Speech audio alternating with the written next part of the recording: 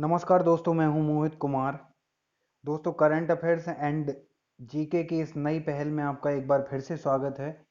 Current affairs and GK की इस नई पहल का हमारा उद्देश्य यह है कि विद्यार्थियों को बेहतर से बेहतर प्रश्न मुहैया कराए जाएं, जिससे कि आगे आने वाली परीक्षा में विद्यार्थी करंट अफेयर्स एंड जीके से संबंधित प्रश्नों को आसानी पूर्वक हल कर सके। दोस्तों, आज की इस पहल का हम लोग पहला क्वेश्चन सॉल्व करेंगे। दोस्तों, पहला क्वेश्चन है, निम्नलिखित में से किसने अल्ट्रा स्वच्छ नामक कीटाणु शोधन इकाई का विकास किया है? आपका ऑप्शन है आईआईटी मुंबई, ऑप्शन बी है आपका आईआईटी दिल्ली, ऑप्शन सी है आईआईटी कानपुर, ऑप्शन डी है डीआरडीओ। दोस्तों, हाल ही में कोविड 19 चर्चा में है, उसको लेके सुरक्षा उपकरण के लिए जो पहल है आपकी अल्ट्रा स्वच्छ नामक कीटाणु शोधन इकाई का जो विकास हुआ है, वो आपका PPE, electronic items and fabric सहित कई तरह की सामग्रियों को कीटाणु रहित करने के लिए यह एक स्वच्छ यह एक अल्ट्रा स्वच्छ नामक कीटाणु शोधन का विकास किया गया है। यह एक उन्नत ऑक्सीडेटिव प्रक्रिया का उपयोग करती है, जिसमें कीटाणु शोधन के लिए ओजोनेटेड स्पेस टेक्नोलॉजी का उपयोग किया जाता है। यानी कि ओजोनेटेड स्पेस टेक्नोलॉजी। ऑप्शन आपका डी, डीआरडीओ सही है। नेक्स्ट दूसरा क्वेश्चन देखते हैं। दूसरा क्वेश्चन है, हाल ही में राष्ट्रीय जल जीवन मिशन के अंतर्गत किस राज्य सरकार ने 2023 तक सभी घरों में 100% नल कनेक्शन प्रदान करने की योजना बनाई है? ऑप्शन ए है आपका अरुणाचल प्रदेश, ऑप्शन बी है आपका मणिपुर, ऑप्शन सी है आपका सिक्किम, ऑप्शन डी है आपका झारखंड। तो दोस्तों, इस क्वेश्चन का ऑप्शन ए यानी कि अरुणाचल प्रदेश करेक्ट आंसर है। इस योजना में उन आकांक्षी जिलों की गुणवत्ता प्रभावित बस्तियों और आदर्श ग्राम योजना जो आदर्श ग्राम योजना के तहत आने वाले परिवारों को प्राथमिकता दी जाएगी। यानी कि जल जीवन मिशन में 2023 इसका टारगेट रखा गया है। अगला क्वेश्चन देखते हैं। तीसरा तीसरा क्वेश्चन दिया गया है, विश्व साइकिल दिवस कब मनाया जाता है? ऑप्शन ए है आपका 1 जून, ऑप्शन बी है 2 जून, ऑप्शन सी है आपका 3 जून, ऑप्शन डी है आपका 6 जुलाई।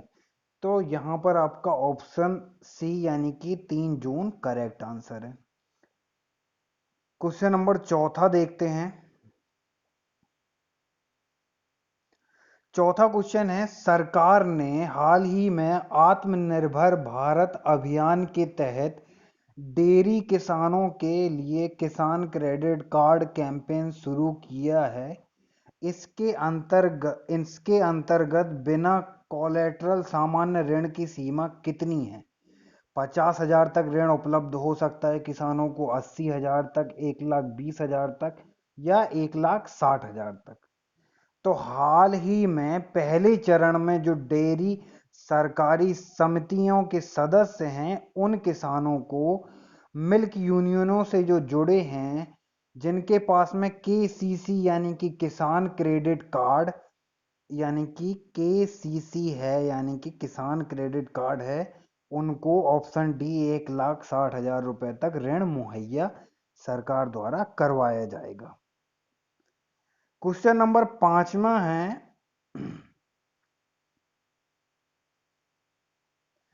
हाल ही में युवा कार्यक्रम और खेल मंत्रालय ने Khelo India community coach development programme launch किया है। इसे किस मंत्रालय की सहायता से कार्यान्वित किया जाएगा?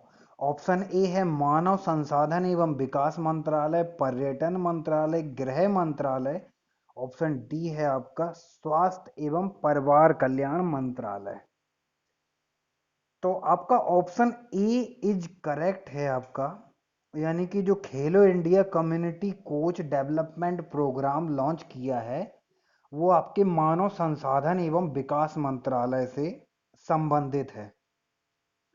क्वेश्चन नंबर छठवां देखते हैं।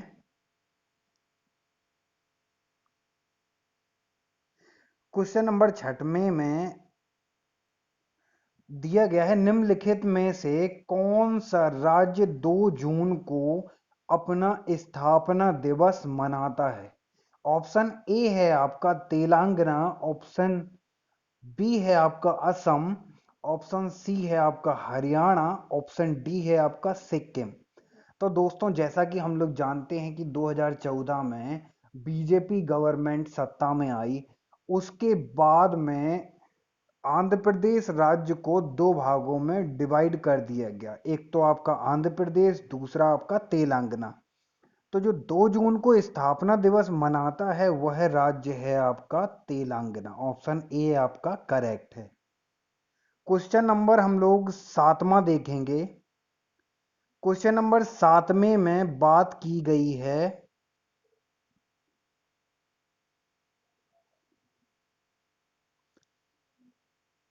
क्वेश्चन नंबर सातवें में हम लोग बात करते हैं, निम्नलिखित में से कौन से कथन 42वें संविधान संशोधन द्वारा नीति निर्देशक तत्वों के रूप में जोड़े गए हैं?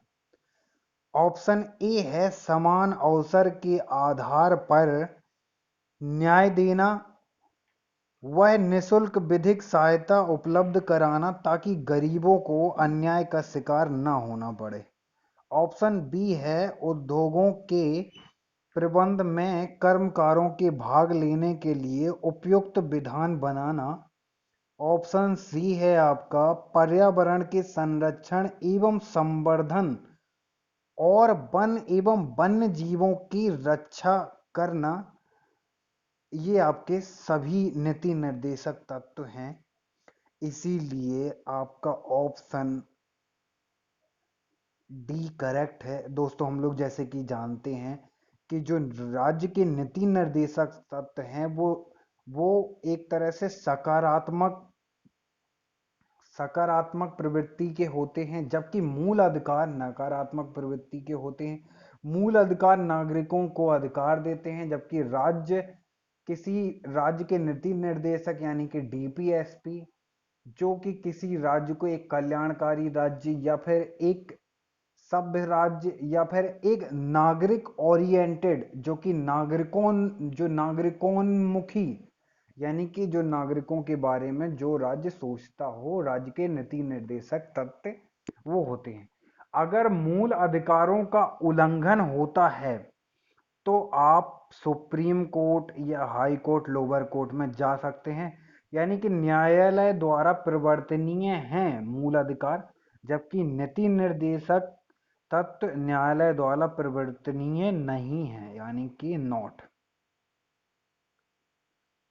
अगला क्वेश्चन आठवां देखते हैं।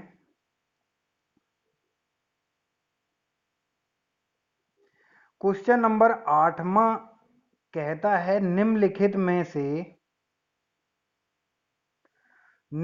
में से कौन से कथन मूल अधिकारों और नीति निर्देशक तत्वों में अंतर को प्रदर्शित करते हैं? ऑप्शन पहला आपका कथन स्टेटमेंट दिया गया है, मूल अधिकार न्यायालय द्वारा परिवर्तनीय हैं। सच बात है, अगर मूल अधिकारों का उल्लंघन होता है तो आप न्यायालय द्वारा उनके उल्लंघन होने पर आप जाके न्यायालय की मदद ले सकते हैं, जबकि राज्य के नीति निर्देशक सिद्धांत न्यायालय द्वारा परिवर्तनीय नहीं है। कथन दूसरा है, मूल अधिकारों के प्रकृति प्राय नकारात्मक होती है, जबकि नीति निर्देशक सिद्धांतों की प्रकृति सकारात्मक होती है। तो आपका ऑप्शन ए है केवल एक, ऑप्शन बी है केवल दो, ऑप्शन सी है केवल एक व दो, ऑप्शन डी है इनमें से कोई नहीं।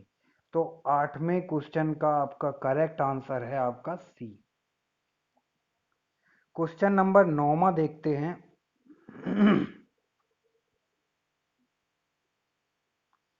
क्वेश्चन नंबर 9 है, अनुसूचित जातियों, अनुसूचित जनजातियों और अन्य दुर्बल वर्गों की शिक्षा और अर्थ संबंधी हितों की अभिवृद्धि करना और हर वर्ग के शोषण व सामाजिक अन्याय से उनकी रक्षा करना निम्नलिखित में से किस अनुच्छेद से संबंधित यह कूट है? यानी कि ऑप्शन ए है आपका अनुच्छेद 41, ऑप्शन बी है आपका अनुच्छेद 40, ऑप्शन सी है आपका अनुच्छेद 45 और ऑप्शन डी है आपका अनुच्छेद 46। दोस्तों, अनुच्छेद 36 से लेके 51 तक राज्य के नीति निर्देशक तत्वों के बारे में बात की गई है हमारे संविधान में, जो कि भाग 4 के अंतर्गत आते हैं।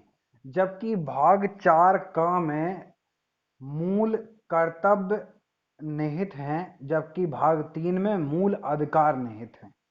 तो यहाँ पर आपका ऑप्शन डी यानी कि आपका अनुच्छेद 46 करेक्ट होगा। क्वेश्चन नंबर 9 में जो कि अनुसूचित यानी कि एसटी एंड एससीज जातियों और अन्य दुर्बल वर्गों की शिक्षा और अर्थ संबंधी हितों की अभिवृद्धि के बारे में बात करते हैं। क्वेश्चन नंबर 10वां हम लोग देखेंगे। क्वेश्चन नंबर 10वें में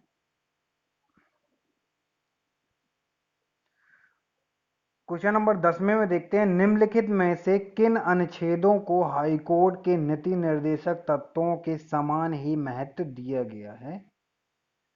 तो आपका आपका पहले ऑप्शन में दिया है अनुच्छेद 335, अनुच्छेद 350 का और अनुच्छेद 351। तो राज्य जो हाई कोर्ट के नीति निर्देशक तत्वों के समान ही महत्व दिए जाने की बात की गई है, तो इसमें अनुच्छेद 335 है। जो आपका 335 अनुच्छेद है उसमें संघ व राज्य के कार्यकलाप से संबंधित सेवाओं व पदों के लिए नियुक्ति करने में एससी एंड एसटीज के दावों का प्रशासन की दक्षता बनाए रखना, जो कि आपका अनुच्छेद 335 कहता है। अनुच्छेद 350 का कहता है कि राज्य व राज्य के भीतर स्थानीय स्तर पर, जो 350 का है, राज्य व राज्य के भीतर स्थानीय स्तर पर भाषाई अल्पसंख्यक वर्ग के बालकों को शिक्षा के प्राथमिक स्तर पर मातृभाषा में शिक्षा की पर्याप्त सुविधाओं की व्यवस्था करने का प्रयास करना चाहिए। 350 कहता है, जबकि 351 आपका कहता है